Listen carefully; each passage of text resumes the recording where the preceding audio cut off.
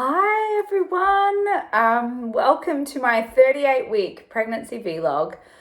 This might be my very last vlog. I don't know if I'm gonna make it till next week. Today I am 38 weeks and 4 days pregnant. I'm feeling really good. I'm feeling so many big feelings. I'm nervous. I'm exhausted. I had a really bad sleep last night. I'm feeling like the anticipation is so high, the Googling, I'm in deep Google, like, what was your fourth labor like? Was it faster? Was it easier? When did the baby come?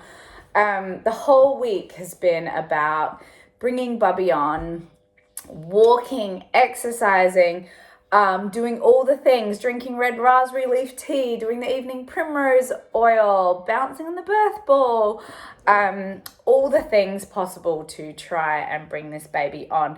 As you know, the recommended delivery is 37 to 38 weeks when you have an allo immunization pregnancy, such as what I have. But I did have a doctor say that I didn't have to worry so much about that. So we felt like the happy medium would be 39 weeks. So I have just been really trying so hard to embrace the last couple of weeks and just connect with Bubby, talk to her, let her know that we're ready for her to come. And then, yeah, I definitely... I can feel that things are changing and heading in that direction. I had a midwife appointment yesterday. She came to hook up the oxygen here at the home birth house. I've obviously never had a home birth before. Well, I have tried to have a home birth before with my first baby. I had a home birth transfer. But I don't quite remember all the different things that go into a home birth and what you have at the place. And so there's a whole kit. There's like drugs in the fridge for postpartum hemorrhage and bleeding. So the drugs have gone in the fridge, and then I have a whole oxygen set up, which has been hooked up to like a little oxygen mask for the baby. And there's an oxygen mask for me in case I needed it. Then there's just an entire suitcase full of things for the midwife. And it's basically, she explained it like it's bringing the hospital to you. So all the things that you would have in the hospital, you need to have at your home. So we've got that off to the side.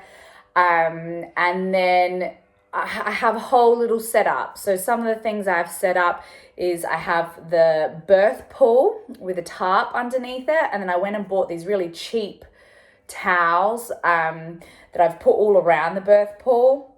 And I've got an extra set of towels for when I get out of the water. I have puppy pee pads ready to go just to have for any sort of leakage. And then I have a Mummy's Having a Home Birth book for the kids to read during labor if they're getting worried about it. I'm going to read that to them again today. I read one to them last week, and I'm going to read another one to them today. I have some beautiful herbs or herbs, as you say in America. I have some tinctures, some essential oils. I have Bayo, which is Sarah's company, to like massage down there in case I decide not to have a water birth for whatever reason. I've got, what else do I have?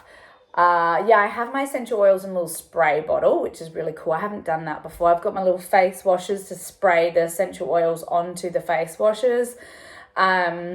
I have my Docker Tot set up with a couple of baby blankets ready for her. I've got 2 older blankets to wrap around me when I'm birthing the placenta. I've got my blow-up cub birth stool, which I can sit on to birth the placenta, or I can just sit on and labor. Last time I had a cervical lip with Poet, which is where my cervix got very swollen, and the midwife had to go up and basically hold it back while I pushed past her hand. And so I thought, last time we did that on the toilet, and I thought this time I could try that on the birth cub blow up birth stool. So I have that ready. I'm gonna set up a tarp on the couch with blankets over the top to make it still cozy enough.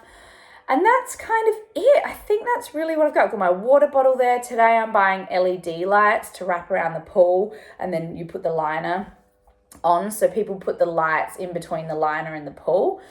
So I was going to do that. I have battery operated candles. I have a speaker for my music playlist. I have some paper straws ready and a big jug of water so I can just sip from the water. I'm picking up some coconut water today. So yeah, I'm 38 plus 4 today. Ideally, they would love the baby to come by 39 weeks. So I'm going to have a stretch and sweep. But I did have a cervical exam yesterday, and it's called mid position, very thinning out, very soft, and about 2 centimeters dilated. So this is all really good news, and I'm getting a fair few tightenings throughout the week. I did chiropractic work just for optimal fetal positioning. I had Electro Acupuncture, which is acupuncture, but then they attach these little cords and they make them move using a little device that sends electricity into the acupuncture pins. I know none of that is the official terminology, but it's quite an interesting thing. And you can see I've actually got a mark there from where one was, but your hands twitch. And then they do it in your ankles, and my toes were going over like this. And I explained it to Mark, it feels like you're just getting sort of shocked over and over, like a little electric shock over and over, which I guess you are, but not quite as startling as that. It's certainly not comfortable. You have to sit there for about 45 minutes, and I think it's mentally draining because I'm trying not to focus on what's happening to my body, but you also can't use your hands, so you can't distract yourself with the phone or even my Apple Watch. I was like, maybe I could listen to a podcast, but your hands are moving so much, it's I can't even set up a podcast. So you just have to sort of sit there for 45 minutes and not think about this feels really strange. However, I think it really helped to dilate my cervix. My midwife said it's really looking favorable. So it really looks good. And I hope that means that Bubby will come. My water broke with Bodhi at 38 plus 6. So I think that if I continue doing all the things I'm doing, plus the stretch and sweep, I'm hoping she's going to be able to come on her own. But yeah, it's feeling exciting. I'm nervous though. It's so funny. I didn't think I would be nervous. I think I would only be excited, but it's just the letting go of the not knowing how it's going to be. How will this labor compare to my other labors? Is she in the right position? Because even just a week ago, my midwife was like, she's still posterior, which is not ideal for birthing because you can have back labor and the labors can be longer and it's harder for the baby to put their chin to their chest. So a wider part of their head comes out of the vagina, and so the pushing stage is longer, and it can just make for a more complicated delivery when you have a posterior baby. And I haven't really been doing the amount of positioning things I should be doing, because also with positioning, I'm so nervous because they say go on your hands and knees and do inversions. But a lot of that is to disengage the baby so that they can move around. But of course, I'm I don't want to disengage her because I want her to come on her own. So I'm just wondering, am I going to have back labor? Is that something that I'm going to have to go through again? Because regular labor just at the front of the tummy is so manageable for me. I can really handle those, but as soon as the back comes into play and it's all the way around the back and it's so painful, that I find really hard. And I know that was my first labor and it was my first experience with that, and maybe I'll be able to handle it totally different now. I'm also older and I'm more tired. So I don't know, I'm feeling so many feelings. I was up last night with pregsomnia. It was also because I had Poet in the bed with me and we had just got her out of the bed. And she's been sleeping in bed with Bodhi because Bodhi really wants to sleep with someone. And Forrest really likes sleeping on his own now. So I was like, well, Bodhi, how would you feel about sleeping with Poet? And he was like, I want to sleep with Poet. And they really love sleeping together. But he had a year 2 school sleepover last night. So he wasn't in the house.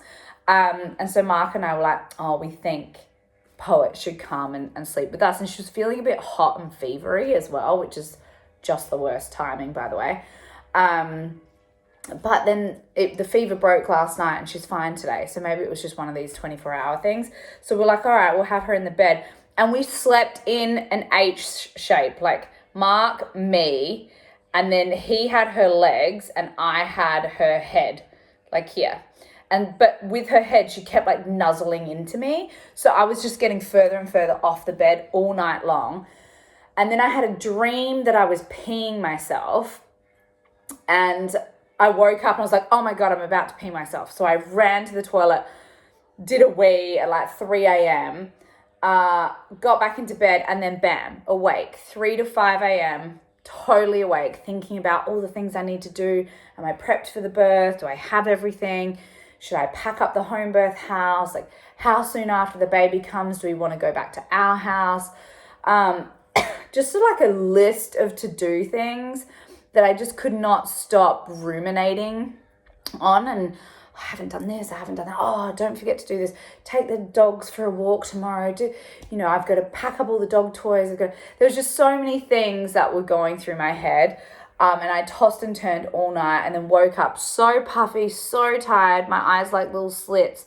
And I said to Mark this morning, I would not be able to labor today. If I went into labor, I did not have the energy for birth today.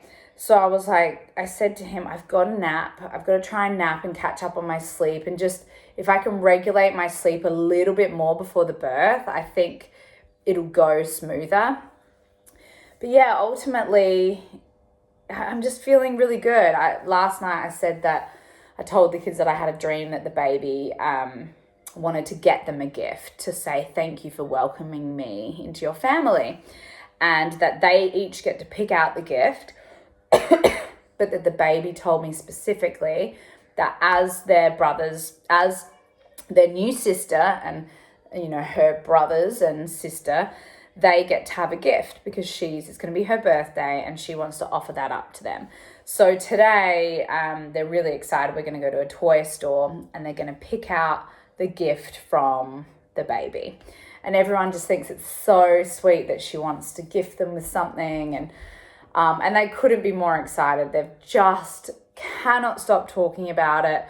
They keep telling her to come, and it's really nice. It's that sort of in-between stage where these are my last few days or my last week with my babe on the inside, and then I go through such a transformative experience, and then she's just here, and she's just a part of our lives and folded into our routine, and just thinking about the shift in dynamics and like what is that going to be like? How are the kids going to be with her? And I know that they'll be amazing. I'm just, that aspect of it is what I'm most looking forward to. And I hope the recovery goes well. And I just, I'm so excited and I'm so nervous. But yeah, we'll see. Maybe I'll see you next week. But if I don't, you guys, thank you for coming on this journey with me. I'm going to show you my belly. Maybe for the last time. Here she is in all her glory. There we go. Nice little love handles there. All right, guys, sending so much love from me to you. Mwah.